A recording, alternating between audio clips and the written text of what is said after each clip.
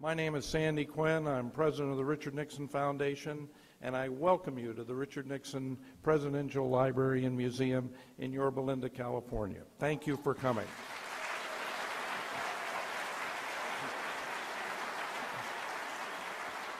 I want to tell you that we are coming to you live.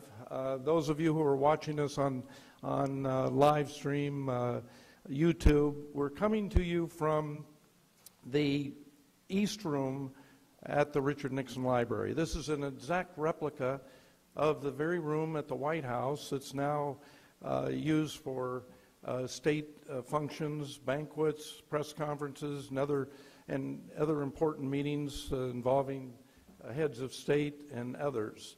And it's one of the features here at the Richard Nixon Library in Yorba Linda. And starting Friday, this Friday, we will present the Richard Nixon Centennial Exhibit. This is Richard Nixon's 100th birthday year, and to mark that, we have a 4,100 square foot exhibit talking about, in video and big photographs and interesting artifacts and documents and letters, we're talking about the pillars of the Richard Nixon legacy. It'll be up all year this year, 2013. We hope if you live in Southern California or if you're visiting that you'll come by and see it and say hello. Tonight's speaker, you all know, you know of him. He's a decorated combat veteran, a Marine. In 1980, from 1983 to 86, he was a counterterrorism coordinator for the National Security Council. He has written 11 books. We have hosted him, I think, 4 times here. He's a great patriot. We welcome him every time, as we do tonight. Please welcome Colonel Oliver North.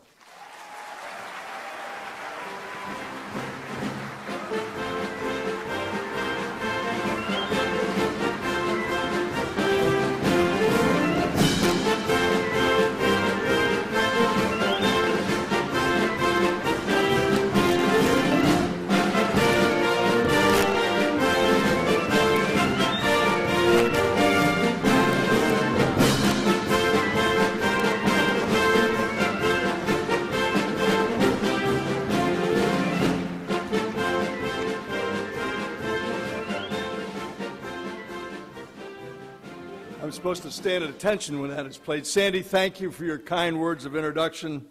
I'm particularly glad to be here this evening with you because 2 things. Number 1, Fox News gave me the option of being in Kandahar, and I'd much rather be here, or being at the State of the Union address, which I am terribly sorry to have taken you from.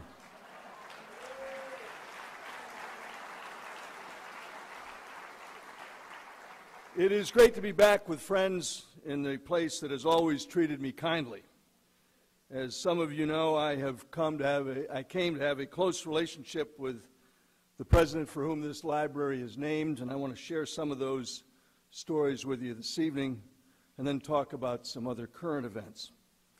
I first met President Nixon in 1984 when President Reagan convened what came to be called the National Bipartisan Commission on Central America, or more informally, the Kissinger Commission.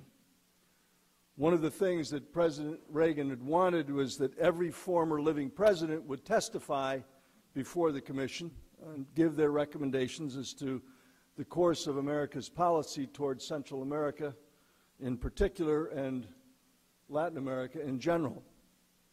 I was given the assignment of contacting each of the former presidents, Carter, Ford, and Nixon, and arranging their schedules and such that they could testify before the commission at a special room at the State Department. Not quite as nice as the East Room, but very opulent indeed. Each one of those former presidents had their own way of doing things. President Carter said he didn't need any information from the NSC. He had his own sources. He didn't get anything from the NSA.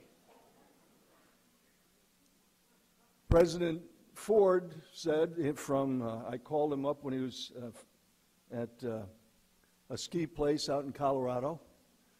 He said, bring with you a laptop, when we had just gotten the first laptops ever invented, and we'll write it on the way back.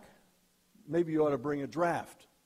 And I did, of what he would say before the commission, which was very supportive of President Reagan's policies, which were to support the movements of freedom and democracy throughout the region and contend with the Sandinista communist government in Managua, which was intent on spreading a revolution without frontiers, their term for what they called the Sandinista Rebellion.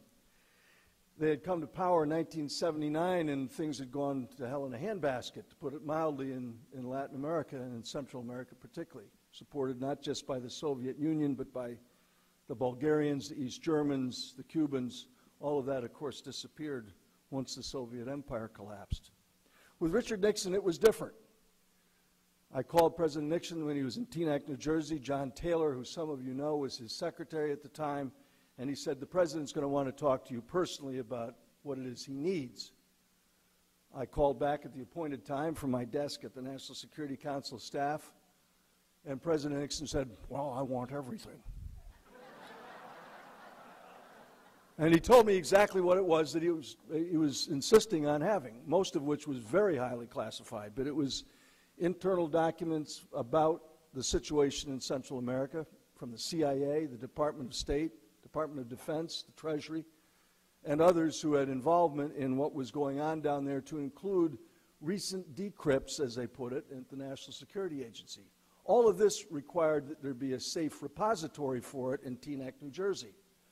We arranged for 4 safes to be sent from the White House in a truck, delivered to Teaneck, New Jersey, and an inventory control agent who would make sure that the documents were properly handled once they got to Teaneck. I started a process that went on for over a month of calling the president when a document was sent, telling him what it would be, and sometimes even including a cover memorandum when it was dealing with a singular subject, but the Department of State, the CIA, the Pentagon had all put their opinions attached to it. On one occasion, the president, having just been called, did you receive the documents?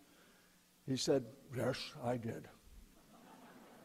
And I want you to know that the CIA analysis is seemingly right on, spot on. Pentagon's a little less so. Who prepared the summary sheet? I very proudly said at that moment, I did, sir. Well, it's a piece of crap.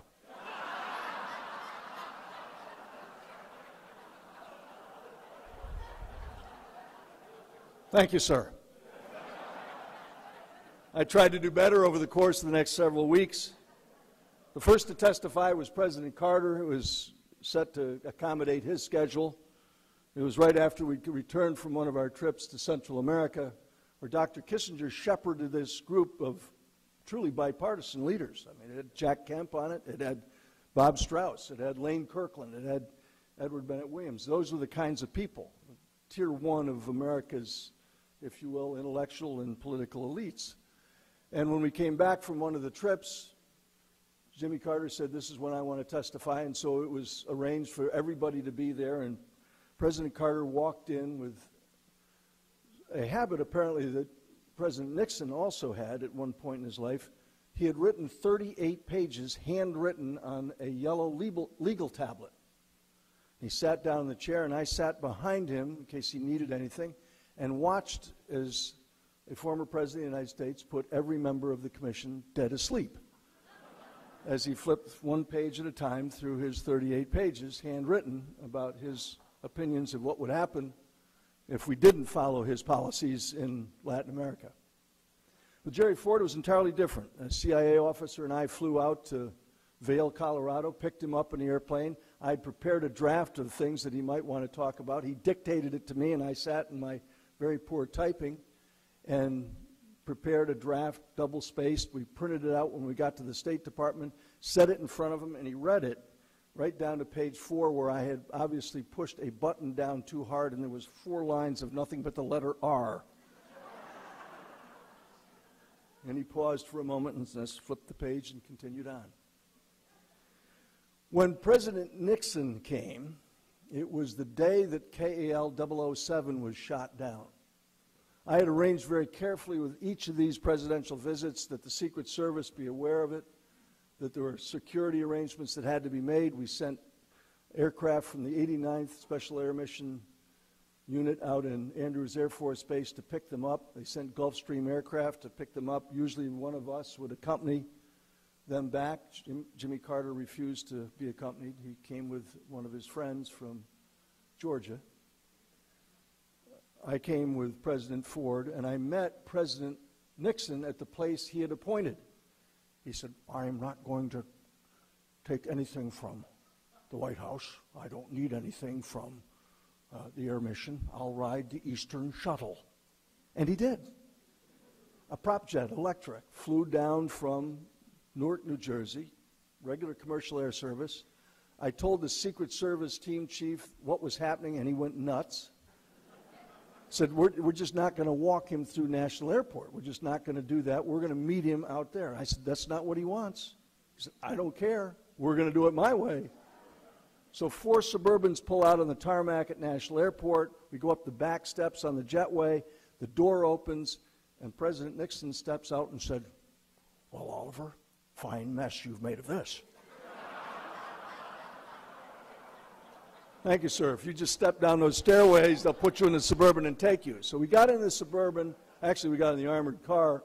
The Suburban's escorting us, and he says to me, "What has President Reagan said about those bastards who shot that plane down?" I said, "Well, sir, I don't know because it's 8 o'clock in the morning and nothing has been issued as yet. I need to talk to the president." Picked up the phone. White House Communications Agency answers immediately because it's a secure voice communications. I said, "President Nixon needs to talk to President Reagan."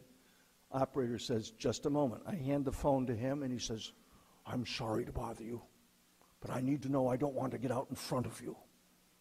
I don't know what President Reagan said because I could only hear what President Nixon said.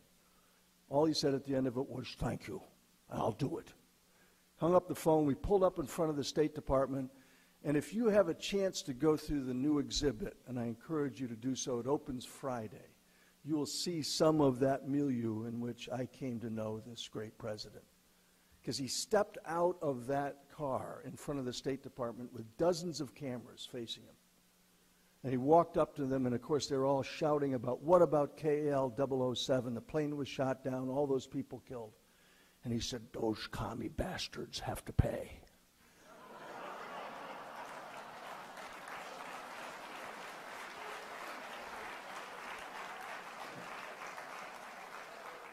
I want that tape somewhere. We're going to find that.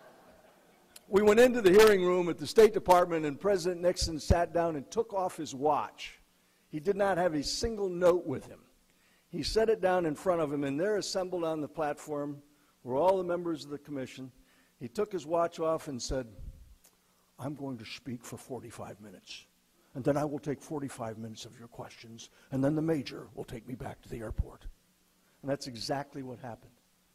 For 45 minutes, and he looked at his watch occasionally, but never at a note, he started at the Rio Grande River and worked his way south all the way to Tierra del Fuego. He knew the name of every head of state, every internal and external political and diplomatic dynamic. He knew the national security situation and the prospects for democracy and free enterprise in each one of those places. And throughout it all, Henry Kissinger sat in the middle of this commission with his arms across his chest, smiling, and never said a word. Afterwards, he took 45 minutes of questions, again without a note. And afterwards, Henry Kissinger said to me, "Well, Oliver, what did you think of the lesson?" It was, and I wrote this in one of my books, the finest tutorial on foreign policy that I have ever heard. It was absolutely magnificent. It was right down the line as to what was needed to bring about the kind of outcomes that would guarantee democracy in that part of the world. And, of course, he didn't need a note to do it in. I have come to admire him enormously. The last time I spoke with him while I was still engaged as a Marine, was the night after a certain hearing in Washington, D.C. in July of 1987. That night, you have to remember, we had 35 federal agents that we lived with at the time, and our family had an unlisted phone number and guys that carried Uzis in the front yard, and the terrorists who had tried to kill my wife and children had been arrested but then released because they posted bond and disappeared. And so we lived with a lot of guys with guns. We had an unlisted phone number. And at that first night of the hearings, I got 4 phone calls. One from the current President of the United States, one from the Commandant of the U.S. Marine Corps, because I'd been there in a Marine uniform because he told me to go in a Marine uniform. One from Billy Graham, who I asked, "How did you get my phone number?" And he said, "Well, I just called the White House operator." And the 4th phone call came from Richard Nixon, who obviously got the phone number any way he wanted. And he said to me something that was unforgettable. He said, "Oliver, I watched that hearing today. The story you told was just magnificent. And it had the additional merit of being the truth."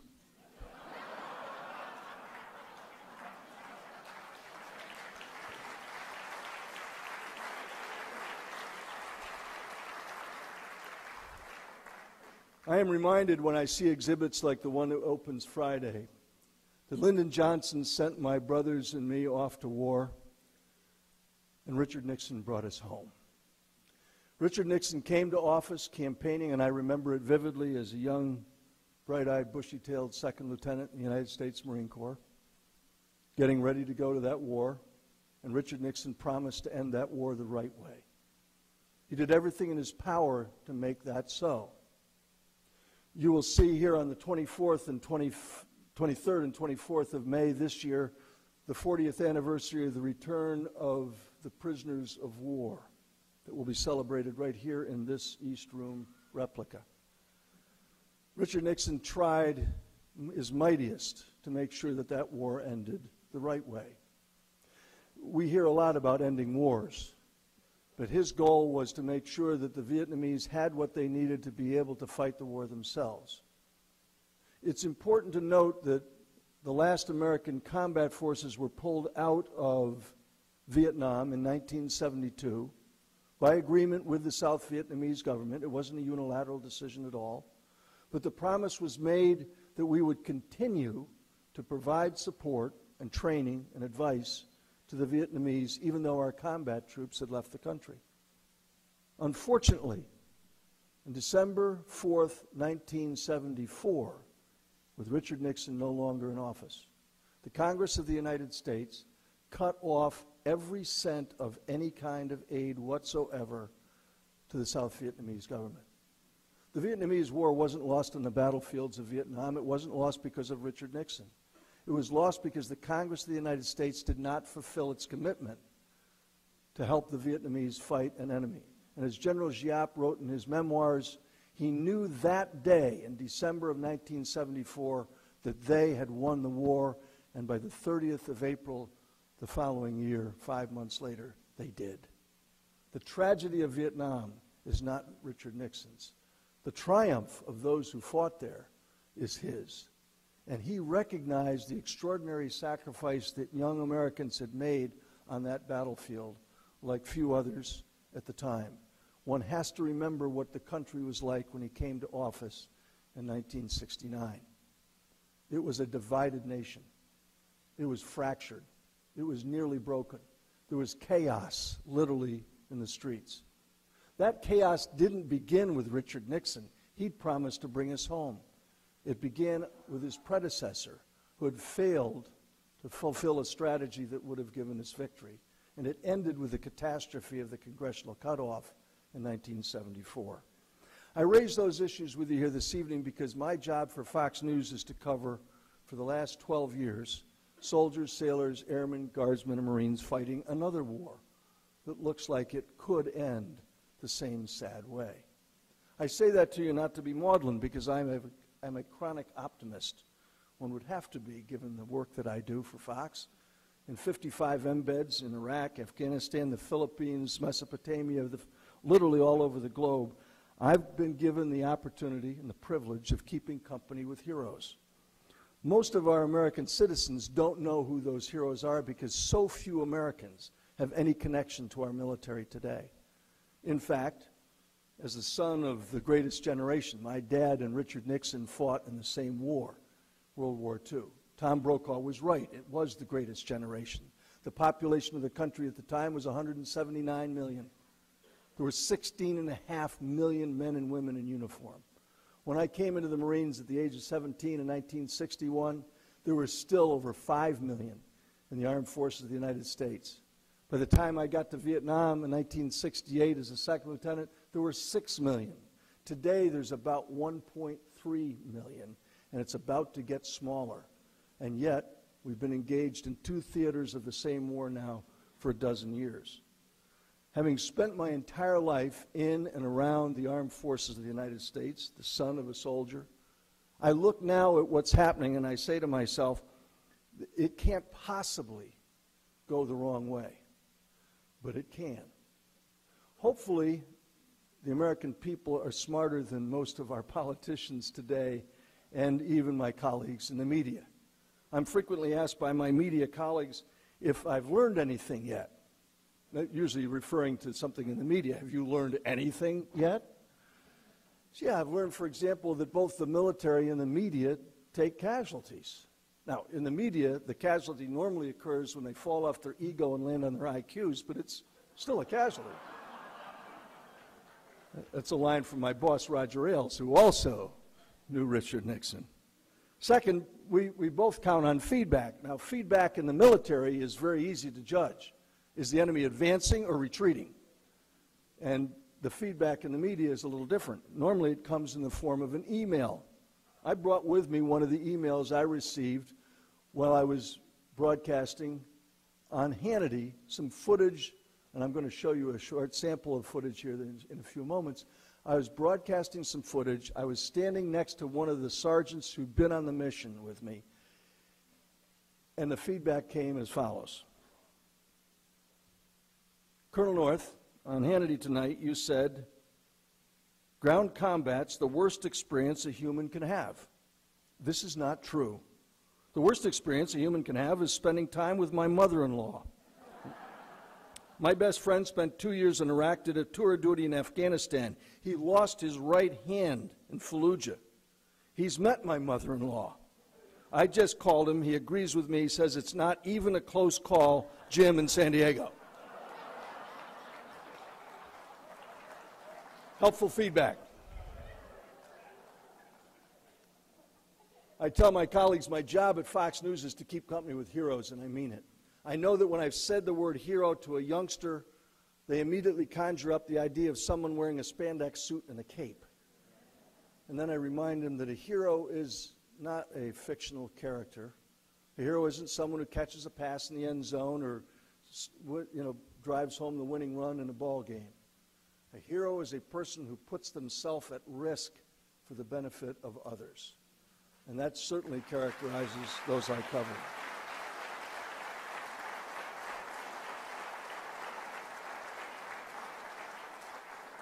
Over 2.4 million young Americans have now served in this long war.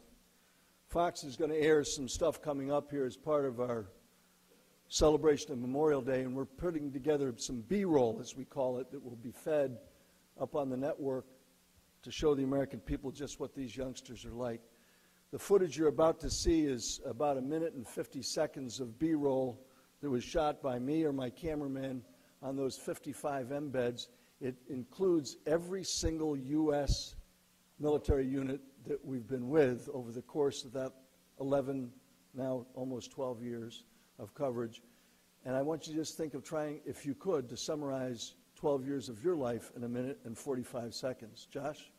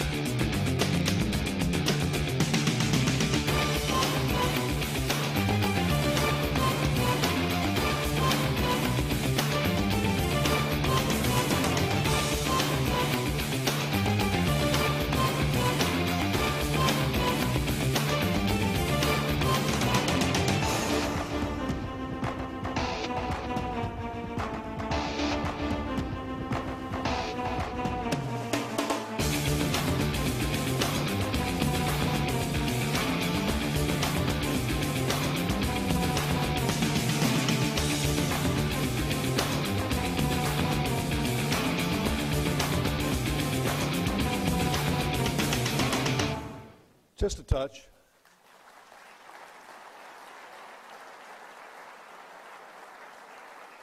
You know, in the media we call each other colleagues, so my colleagues really don't get it. And I'm not just trying to pick on the media, but I love to. You know, yesterday, Army Staff Sergeant Clinton Romeshay, a native Californian, by the way, was presented with a Medal of Honor for gallantry and intrepidity above and beyond the call of duty during a vicious fight with the Taliban in 2009. I read the coverage this morning of what was in 3 different newspapers as I flew out here. Instead of focusing on this staff sergeant's remarkable courage and tenacity, the media instead highlighted the Commander-in-Chief's comments on the margins of it. It's not in his citation, but it was in the political context, very political. I quote, "No one should have to defend the indefensible." That's what the Commander-in-Chief said. In other words, you would never have received this medal if someone else hadn't screwed up. I find that kind of commentary to be rather typical. The media coverage of this war has certainly not been as bad as it was in Vietnam, but it has been less than complimentary. Consider this. They beat Abu Ghraib like a rented mule for the better part of 6 long years. Newsweek invented a story about a Quran being flushed down a toilet at Gitmo, and I was in Iraq when that story came out. I watched the riots as hundreds of people died as a consequence. Americans lost their life over a totally fictional story that was presented by a legitimate news organization as the truth. We had a United States senator describe those who serve in our armed forces as likened to those who'd served Hitler, Stalin, and Pol Pot in Cambodia. And of course, every crime report today includes some reference to military service of the perpetrator or the suspect in the crime. Chris Hedges, a Pulitzer Prize recipient for the New York Crimes, also writes for the Washington Compost, described those who served in our military, and I quote, as nothing but poor kids from Mississippi, Texas, and Alabama who couldn't get a decent job or health insurance, so they joined the military because that's all we offered them. That's just flat wrong. That kind of denigration of those who volunteered to serve our country ignores the fact that we have today the finest, brightest, best educated, trained, led, and equipped military force the world has ever seen.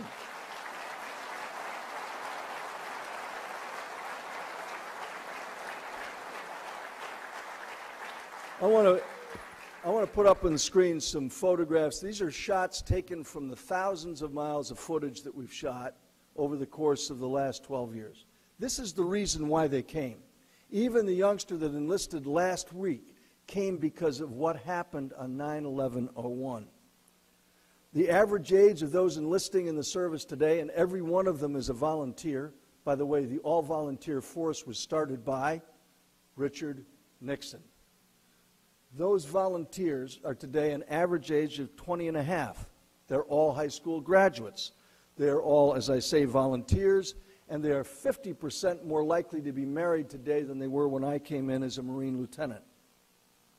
About half of them have college education when they enlist in the service. Average education in today's military is 13 and a half years, meaning a year and a half post-high school education.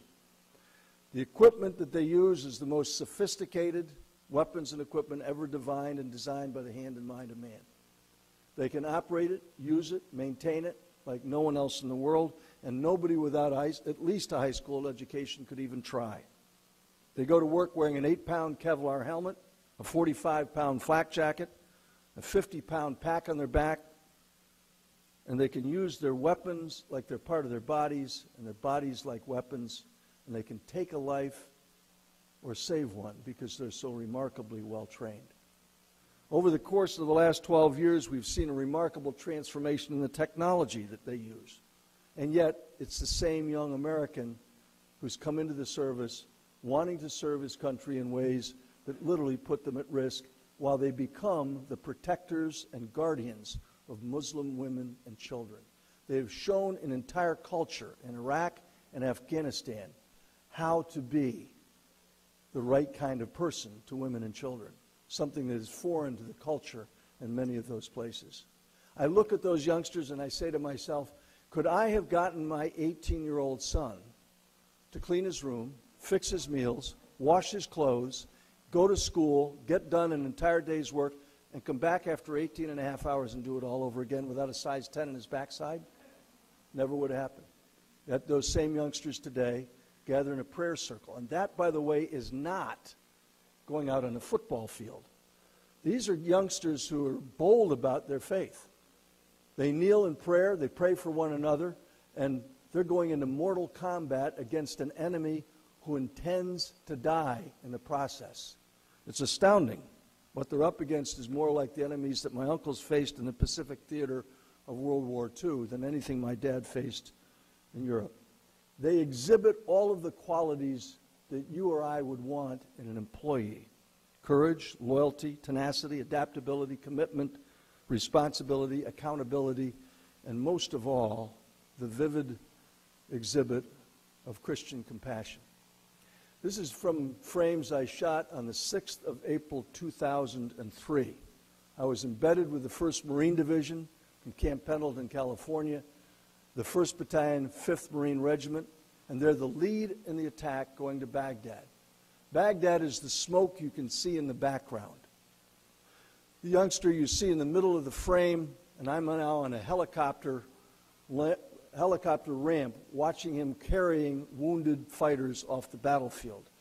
This rifle company of 250 Marines, reinforced, has been ambushed by a Republican Guards regiment of about 700 of the best of Saddam Hussein's army. The crossfire is murderous. In the midst of it, a United States Navy medical corpsman rushes out into the beaten zone between the two forces to start picking up wounded fighters off the battlefield. This is the 3rd fighter he's carried off that battlefield. He's already got battle dressings on him. Those are U.S. battle dressings. He has a tourniquet around one leg that this corpsman has put on it. And if you can look carefully in his eyes, he's terrified. But the wounded soldier isn't a U.S. Marine. It's a Republican Guards, yes, enemy soldier, an enemy combatant. He's risked his life to save an enemy soldier. While I'm standing on the ramp with my little camera, a Reuters news crew is rushing up on the side and catches this last of the wounded guys being brought aboard. It's on the right side as you look at the screen. You can't see them, but they're over there. The Reuters news crew watches as he carries the wounded Iraqi out, lays him on the ramp of the helicopter. The wounded soldier is treated just like the wounded Marines, put on a litter, wrapped in a shock blanket, IV started, and the helicopter crew says, "We've got to go." The bird is being hit with enemy fire. The CH-46 helicopter takes off and heads to the field hospital. I'm running behind the corpsman with my camera as I hear the Reuters news crew shout out, "Hey, mate, what did you do that for? Didn't you notice he was an enemy, an Iraqi?" The corpsman looks over and gives what I can only describe in polite company a gesture. Fewer fingers. And shouts back to the Reuters news crew, "Didn't you notice he was wounded? That's what we do. We're Americans."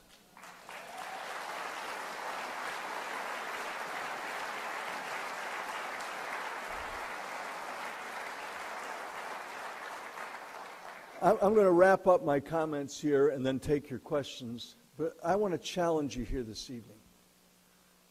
We've now got roughly 2.2 million Americans who've served in this war. Our military is going to be down to something under 1.5 million here, no matter what happens in this sequester and budget fight that's going on with the potentates on the Potomac. Ultimately, it's going to be a tiny military. Over the course of the next year, tens of thousands of young Americans who have served our country in uniform are going to come back and they're going to start looking for jobs. Do you realize that in today's environment, the unemployment rate for those who served in this war is almost double the national average? That, my friends, is unconscionable. That's what happened to those who served in the Vietnam War. And what we did to the veterans of the Vietnam War should never, ever happen again in our country.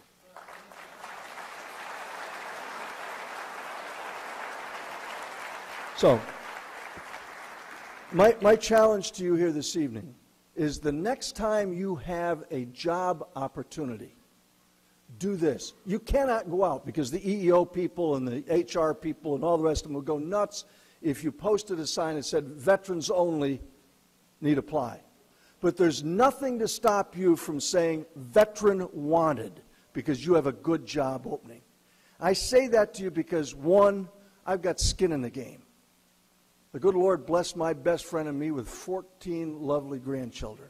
I want them to have the same kinds of opportunities that Richard Nixon envisioned when he came to office in 1969. I want them to realize the dream that Ronald Reagan, the president I worked directly for, had when he said that we have a rendezvous with destiny.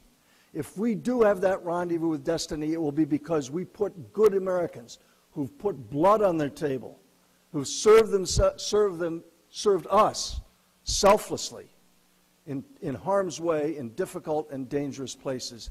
And it will only be realized if we can continue to recruit good people to serve in our military. That won't happen unless we treat the veterans right. They have proven that we're the land of the free because we're still the home of the brave. Thank you for having me here tonight.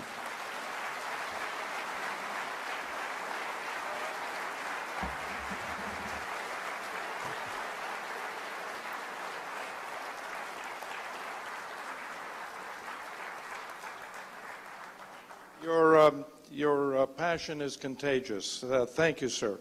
We have our first question right here.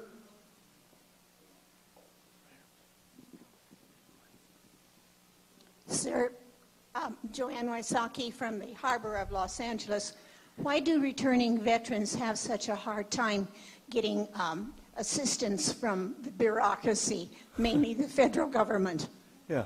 Well, let me, first of all, there's a lot of the federal government that works under the motto of nothing is too good for our troops, and that's just what they'll get. Nothing. And so I'm not surprised. And quite frankly, I don't think it's the responsibility of the federal government to do something for every veteran, but I do think it's the responsibility of the federal government to take care of those who've been wounded, those who've been hurt and cannot go out and find gainful employment as easily as others. In this war, we have 37,000 young Americans who've lost limbs or lost their sight. These are youngsters who in many cases in previous wars would have died. And our next American Heroes book is going to be about them and the triumph of them and their families over the tragedies that have occurred in their lives and the perseverance and tenacity and resilience they have. I do believe it's the responsibility of those of us in the private sector to find work for them that's productive and profitable. I mean, there's no place on the planet Earth where you can find employing your God-given gifts and talents as you could do well, like America. And it's wrong that we don't find private sector opportunities for them. And I think in large part it's because the media has done such a job of demonizing, first of all, the Vietnam vet, and today they've victimized those who've served in this war. I mean, all you have to do is turn on almost any media and find out how thousands and thousands of them are suffering from post-traumatic stress. You know, I know the people who treat post-traumatic stress at places like Balboa, the hospital outside of San Diego, at Walter Reed Bethesda back in Washington. And they will tell you that one of the things that affects a person's outlook on life is the outcome of a war. Well, if you don't win the war, dear Lord, why did I lose my legs? And so you can understand why some people are going to be affected adversely by the outcome of this contest that we're in. I don't believe that the American people ought to walk away from them and leave it up to the government. I think the American people ought to go out there and every one of us who's been an entrepreneur or a job creator can go to a VFW or an American Legion or a Marine Corps League, or they can go to a employment office and say, I want veterans for a job that I've created here in the private sector, and it's a good job, and give them the opportunity that other kids who didn't serve, remember, less than 1% of the American population even knows the name of somebody serving today. But you go to a recruiting office and say, I want you to pass the word. Every one of us has got a recruiting office somewhere nearby. Average radius is about 40 miles unless you're in Montana, right? And so go and say, hey, look, I've got some good jobs coming up. Pass the word. Here's my card. And you can do that online. I do not believe that we ought to expect that the federal government's going to do it, because they won't. And quite frankly, we'd be better off if they didn't. Just get out of the way and let the private sector handle it. Yes. Thank you, Colonel. The next question comes to us from Phoenix, Arizona via online, and it's appearing on the screen. And Colonel, I'll read it to you. President Obama has announced that the U.S. will withdraw 34,000 troops from Afghanistan by 2014. What will be the impact of that decision? Yeah, now, it depends on how fast they do it. I mean, the bottom line of it, that's nearly all of the troops that we've got there right now. You're going to end up with actually a few more than I thought Obama would agree to. That came from his speech tonight that I'm terribly sorry you all missed. You could have been there on the couch. Look, the end result of this war is going to be determined in Washington, D.C. This is a war that can be won. The word victory has never been uttered since this president came to office. The word win is never used. He constantly talks about ending the war responsibly. If he thinks that we ended the campaign in Iraq responsibly, he is inhaling. I'm very serious about that. The precipitous withdrawal from Iraq has had devastating consequences, not just for us in Mesopotamia. It's having devastating consequences in Syria right now, because the Iranians are now using Iraq as a thoroughfare to ship arms to the most radical factions in trying to hold on to power in Damascus with the al-Assad dynasty. And that would not have happened if we had not withdrawn so quickly. If that happens again in Afghanistan, the outcome will be disastrous. They have a safe haven for the Taliban in neighboring Pakistan. The diplomacy that has accompanied this campaign has been abysmal. The only folks who went to war over there, State Department didn't go, the Department of Transportation didn't go, soldiers, sailors, airmen, guardsmen, and Marines went. And you need more than that. You need a diplomatic effort that accompanies it. Otherwise, you could have a disaster. And my hope and my prayer is we don't. Colonel, a lady from Fullerton in the rear of the room. Yes, sir. Good evening. I just want to ask you, the past 4 years have been extremely hard on me. I'm very, very sad over what's happening in this country. Do you ever see a president taking over someday in this country like a Ronald Reagan or a Richard Nixon that might put this country back on its footing? Sound like my sister. I wrote a book about it. It's called Heroes Proved. And thank you for the plug. This book is actually written in the year 2032.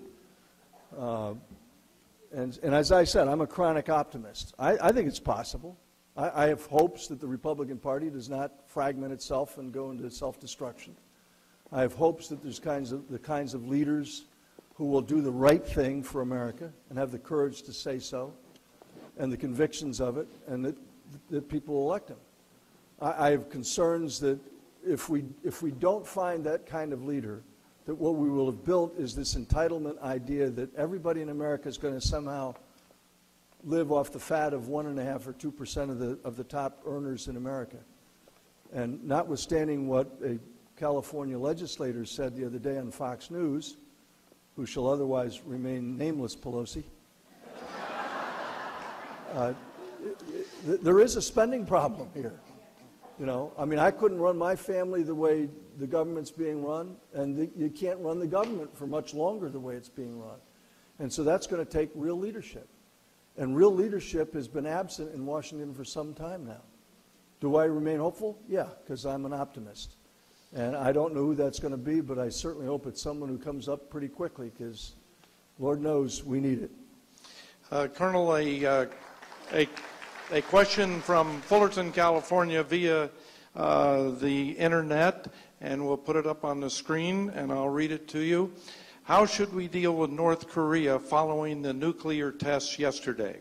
Yeah, great question, because the North Koreans are building intercontinental ballistic missiles, and they're building nuclear weapons. There's a little parallel course that you can look at in diplomacy. There's a country called Iran that is using the intercontinental ballistic missiles that are being built in North Korea, and they are building nuclear weapons.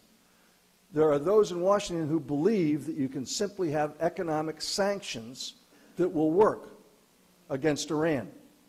Korea is an interesting model. In Korea, grass is a vegetable. Okay? There's mass starvation in Korea because of economic sanctions that have been in place for 40 years. Okay? Has it stopped them from building nuclear weapons? No. Proof positive yesterday. Has it stopped them from building ballistic missiles? No. Why, if it wouldn't work in North Korea, would it now work in Iran? And somehow or another, we don't have people in Washington asking that. I just returned 5 days ago from the Middle East. During my trip over there, I sat down and talked with people in Jerusalem in the Knesset. Every one of them will say, no matter whether they're very liberal in the 13 parties that they've got in their political process, or very conservative with Likud and Bibi Netanyahu, every one of them will tell you we are united on one issue. Iran cannot have a nuclear weapon.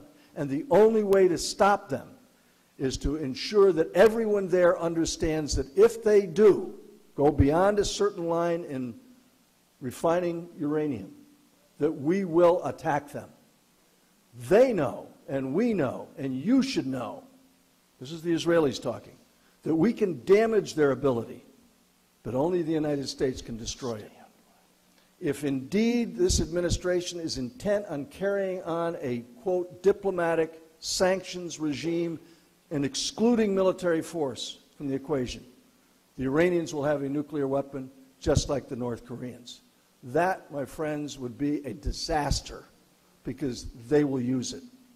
They've promised to do so, and I know that everyone's tired of all of the comparisons, but if you read what they say, despotic regimes always tell you what they're going to do. Adolf Hitler did it, Joe Stalin did it, Mao Zedong did it. They're telling everybody that if they get a nuclear weapon, they will annihilate Israel.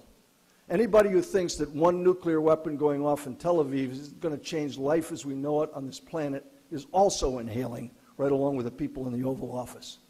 It would be a disaster for all of us. There is a way to stop it. Colonel, a young lady from Laverne, California.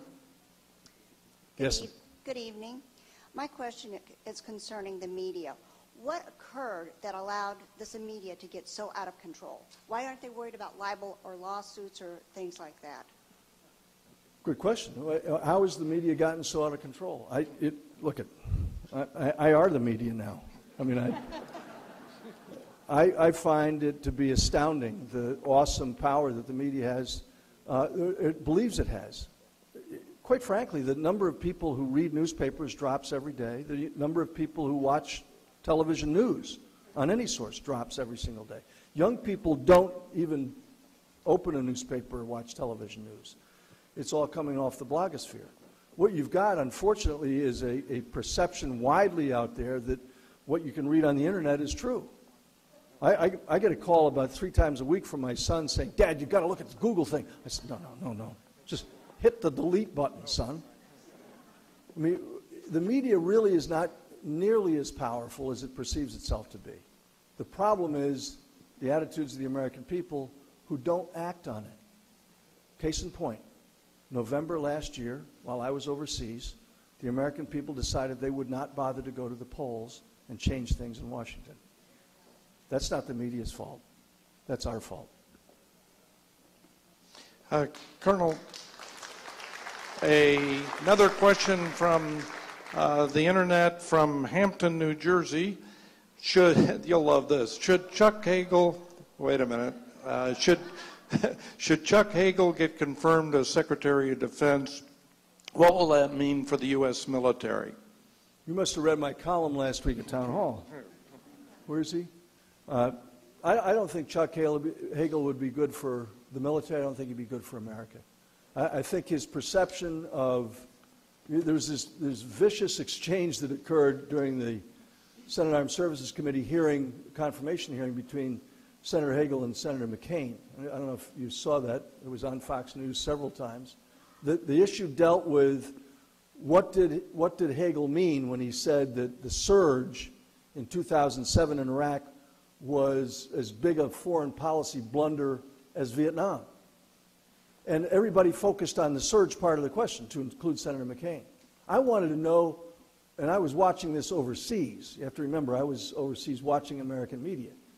I wanted to know, what the hell is it about Vietnam that was the blunder? Was it getting in, getting out, not supporting him? I mean, if Hagel comes to the idea that military force is the wrong thing to do, he's in the wrong place. He ought to be the Secretary of Peace instead of the Secretary of Defense.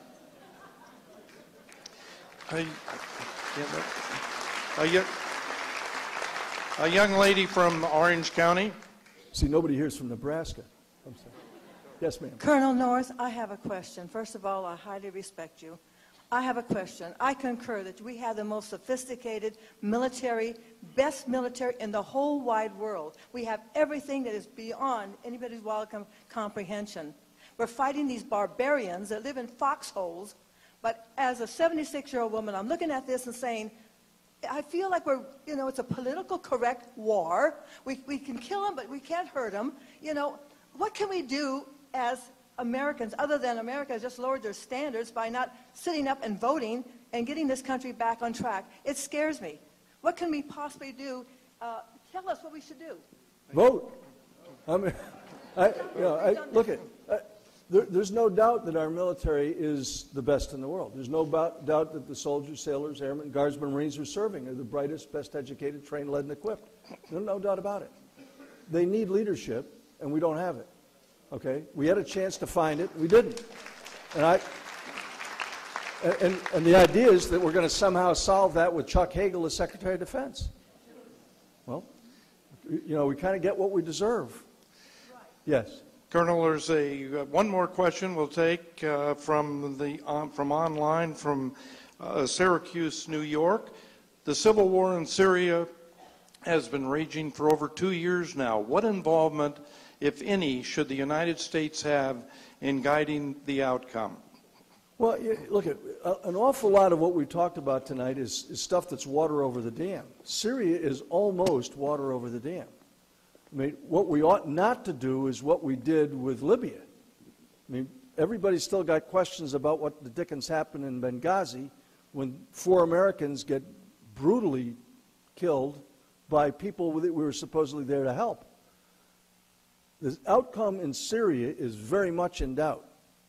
The chaos in Syria, which has resulted in over 60,000 dead, is the direct consequence of America not standing up and doing what it should to support those who would get a better outcome than what we're going to get. Leadership is not... I'm going to have to wrap with this because Sandy's going to lynch me. I'm going to start a whole new conversation here this evening.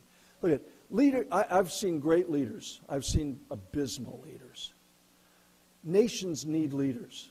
We don't need dictators. We don't need people who tell us what to do. We need people who stand in front and lead. Richard Nixon did that when he campaigned on the promise to bring our boys home with a program he called Vietnamization. That we were going to train the Vietnamese to fight their own war. They could have won. The Congress abandoned them in December of 1974.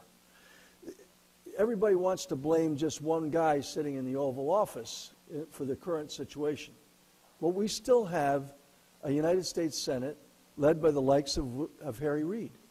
We still have the same guy in office who called our troops the ones who had likened them to the troops who'd served Hitler, Stalin, and Pol Pot. Now, if that doesn't change because of the American electorate, in America we do it with ballots, not bullets. We have got to motivate our neighbors to get involved in the political process.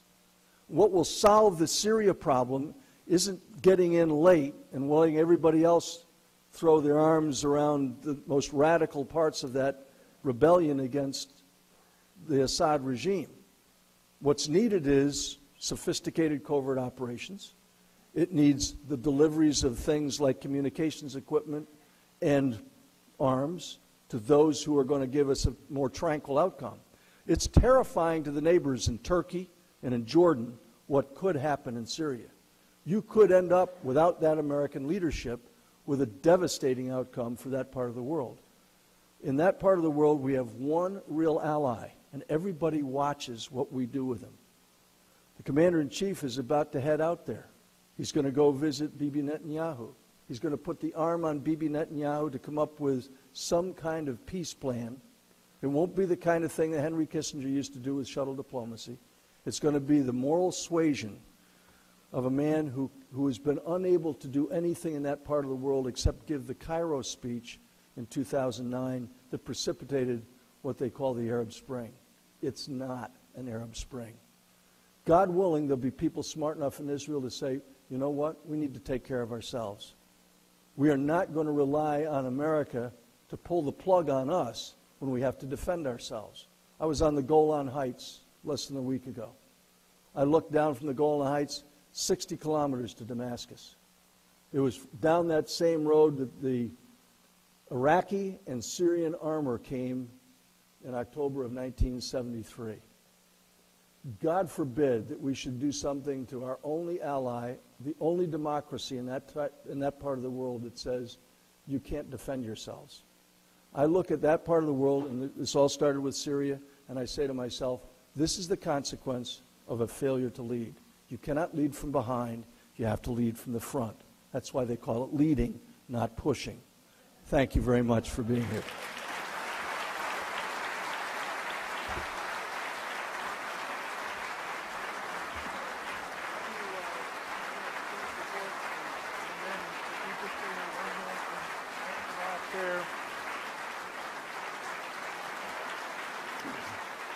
Ladies and gentlemen,